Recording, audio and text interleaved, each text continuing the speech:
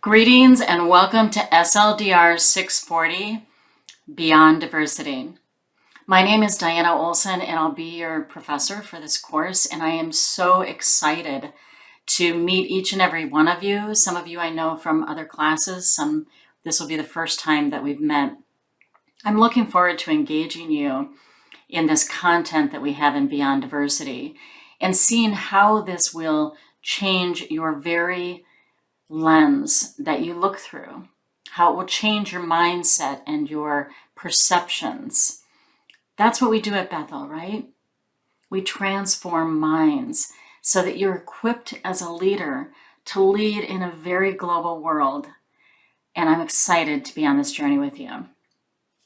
Beyond Diversity is meant to talk and discuss many different kinds of diversity, whether it's gender, sexual orientation, race, ethnicity, culture, and also think about in terms of how do we see each other even differently because of religion. We have a diverse religious background.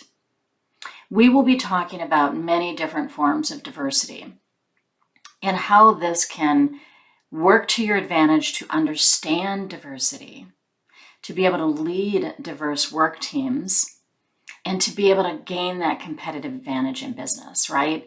We want to become innovative and creative. And in order to do that, we have to have, as business leaders, diverse individuals at the table. Background diversity, age, sexual orientation, race. Without those differences, we don't come to the table with our best ideas, our most innovative changes that can happen in our nation and our globe. So this gives you a competitive advantage as a leader.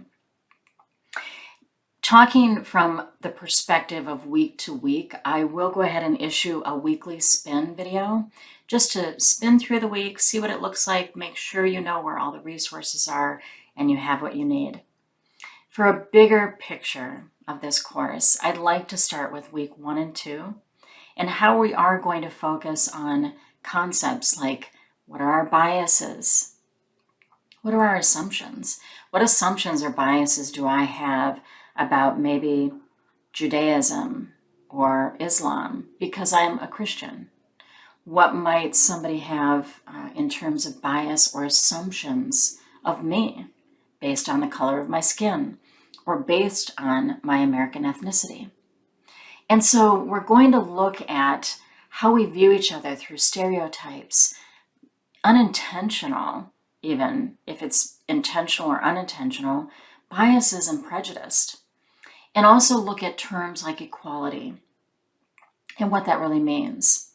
So what I'd like to talk about initially here for week 1 is you will be reading an article on white privilege and also on colorblind or color brave. We'll be focusing a lot on race in the first and second week. We have an immense amount of racial inequality and injustice in our country. And these topics are tough to talk about, but we must if we want to be transformed leaders. We must approach these difficult conversations. In the first week, you're going to be having a documentary that I want to share with you to be a part of your week 1 paper. It talks about redlining. You'll read an article first on white privilege and then watch the documentary on redlining. Now, white privilege is going to be that concept. So for someone like me who is European American descent and white, I was born with a backpack, if you will. And in that backpack, there are many different privileges. I used to think that I had earned those privileges, that I had worked very, very hard. And because of my work ethic, I somehow had earned these rights that are in my backpack. But I really haven't earned any of them. These were privileges or merits that were given to me at birth, and they had nothing to do with my hard work or my work ethic. They were given to me at birth, and those same opportunities were not afforded to other individuals, particularly people of color. Now, in redlining, what you're going to be looking at is a documentary that talks about how our very governmental system has racial injustice and inequality built into it, particularly after World War II. This documentary will talk about how European Americans were able to obtain a loan or a mortgage. They were able to purchase a home and build wealth by building equity in the home. These same opportunities were not afforded to people of color. They were not afforded to African Americans. And because of that inequality, African American communities were not able to build wealth like European American communities were. Somehow, those who have white privilege felt like maybe this was because of their own merit, but it has nothing to do with that. It has to do unconsciously or consciously understanding a privilege that European Americans were given at birth.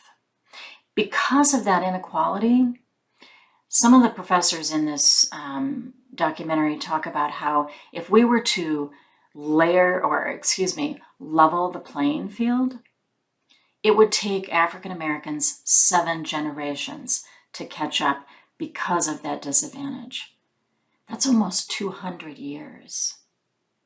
We have to talk about these tough things, but we can talk about them respectfully, gracefully, and compassionately to build awareness, to build a place where we can also have conversation about how do we reconcile and where does redemption come in this.